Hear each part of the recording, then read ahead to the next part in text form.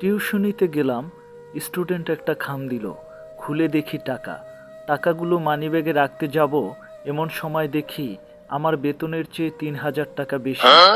যেই গার্ডিয়ান বেতন দিব বইলা ও বেতন দেয় না, সে কিনা না চাইতেই বেতন দিল, তাও ৩,০০০ বেশি। এমন অনাকাঙ্ক্ষিত ঈদ বোনাস পেয়ে আমার চোখে জল চলে আসলো। তাই আজকে ১ ঘন্টার জায়গায় স্টুডেন্টকে ২.৫ ঘন্টা পড়ালাম।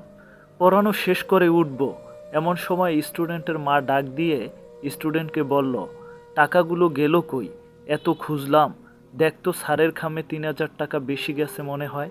আমি তখন মনে মনে ভাবলাম, আমার লাভ লস কিছু নাই, আসলে আমার জীবনটাই লস।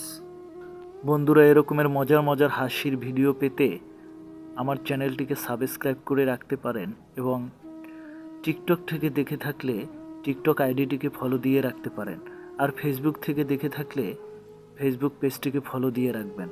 ধন্যবাদ।